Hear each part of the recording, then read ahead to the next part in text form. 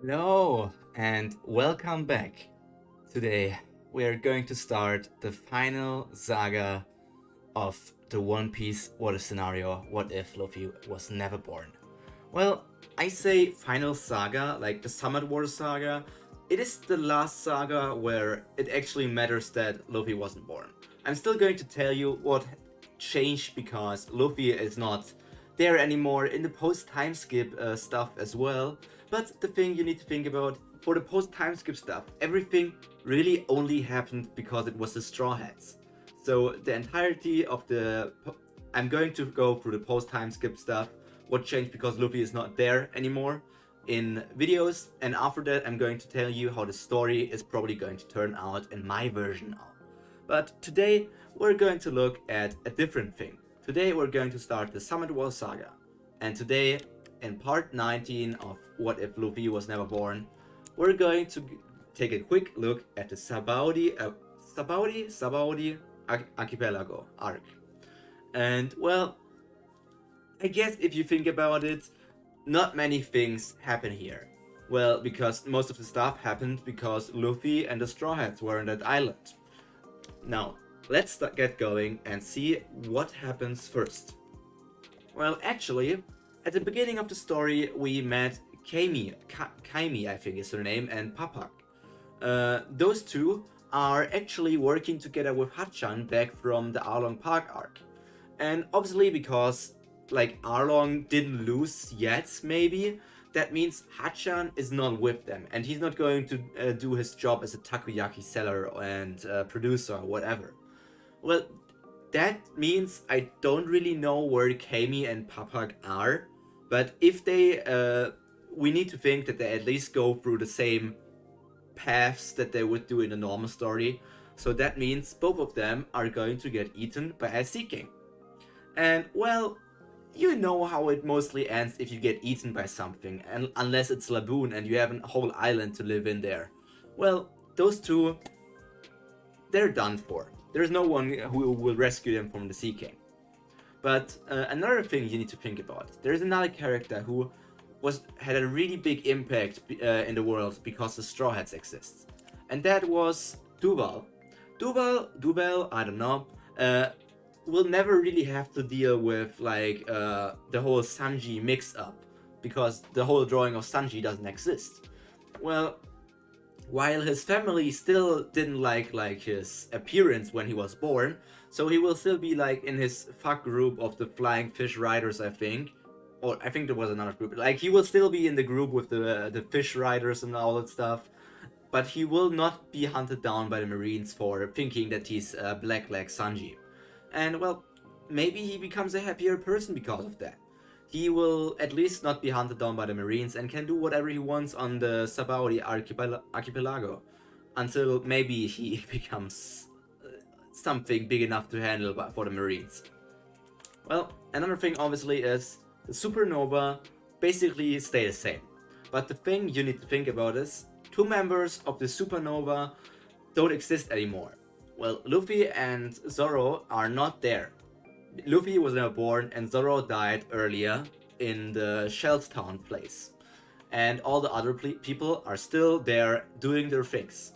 But most of the stuff that happened in this arc was mostly because of Luffy and Zoro. Just because, if you think about the next thing, Zoro will never meet the greatest character in fiction, Carlos. Zoro is not there, Zoro won't be shot by Carlos, and Bonnie doesn't need to save him. So that guy will just waltz down the street and walk up with his slaves and everything. Carlos will probably live a happy life now that Zoro isn't there to annoy him, and later on his captain also won't annoy him anymore. Well, that's stuff with Carlos for now. But we also know that Rayleigh doesn't really have a reason to knock out like one of the slave traders because Kami didn't get caught by them. He's still there in a slave thing because I think his plan was always just to be there, get caught by, get sold like to a rich guy and then maybe steal some money. I think something like that was always his plan. But Rayleigh is just going to do whatever he planned to originally do, not get out of the slave trade stuff with Luffy and all the other people. He will just do his shenanigans because nobody can even stop him. And now the slave auction will also take place without any problems. So that means for you guys, nobody punches Carlos straight back into the manga panels. You will just have it casually, like, buying some slaves from that race, buying some slaves from that race, punishing them because they're not worth anything. Like, just what a great character would potentially do. And because nobody punches a celestial dragon, that also means that the Marines will not surround the auction house. And it also won't mean that Kizaru won't appear, and Kizaru won't come to deal with all the troublemakers. Well, there was the thought process of like, what was Kuma doing at that place? But I think Kuma was mostly there because of the Straw Hats and also the incident of Luffy punching Carlos. So Kuma is probably not there as well. All of that means... Why is that panel there? All of that means there is no chaos in Sabaodi. Because no one even called the Marines. Everything is going to be really quiet. And the Supernovas will just have their normal time preparing everything for like the future. Without Kizaru, obviously there won't be any problem. Like, sadly, that also means that we won't have a fight between Kizaru and Rayleigh. But, well, it wasn't really a fight, if we even can call that stuff like that. It's just a quick skirmish and then both of them went their ways. Now, all the Supernova. They will prepare for the future. They will stay on Sabaodi a bit longer, probably because they won't get chased away by Kuma and Kizaru and all the Marines being there. They will just be on that island, relax a bit, work on their plans, because some of them have really big plans, and, well, now prepare for the future. But now, let's come to the consequences. Obviously, those guys want to go to the New World, to the next part of the Grand Line. But going there is basically suicidal at their strength right now, as we have seen in the actual story. Most of them will go through the normal thing, but some characters already like left us now because they died. In my opinion, Kami and Papak are for sure dead. We don't know where Hachan is, so we can't talk about him. And Duval didn't do anything, and the normal stuff, right? So 2 deaths, which brings us up to 76 deaths in total for now.